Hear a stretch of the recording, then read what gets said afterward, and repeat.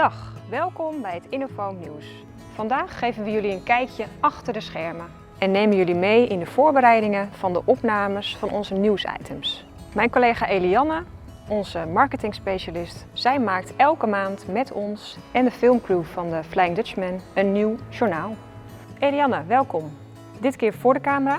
Vertel eens, hoe gaat het nou precies in zijn werk, zo'n journaal maken? Eerst bepalen we het onderwerp dat we willen laten zien. Vervolgens vragen we aan de specialist binnen ons eigen bedrijf of die wil meewerken aan het nieuwsitem. Johan schrijft het script, ik redigeer dat. We bepalen een locatie om te filmen en we zetten een tijd en datum. De Flying Dutchman is onze vaste filmcrew. Zij filmen eigenlijk alles voor ons. Zij zijn gespecialiseerd in het filmen voor 360 graden films. Dat is speciaal voor VR-brillen.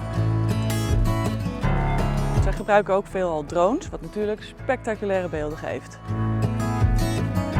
Heel gaaf inderdaad, dat hebben we mogen zien. Hoe is het filmen van het journaal nou eigenlijk tot stand gekomen? De vraag was, hoe kunnen we ons bedrijf nog beter op de kaart zetten op een manier die past bij het huidige digitale tijdperk. Johan die kwam met filmpjes, ook omdat hij eerder met dezelfde crew al 360 graden filmpjes heeft gemaakt over ons bedrijf en de producten die we hebben.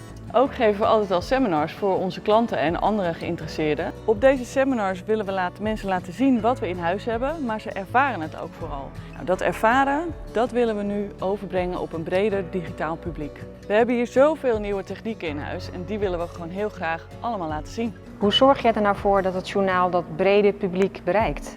We versturen maandelijks een nieuwsbrief naar geïnteresseerden en we zetten het natuurlijk op onze social media kanalen zoals LinkedIn en Facebook.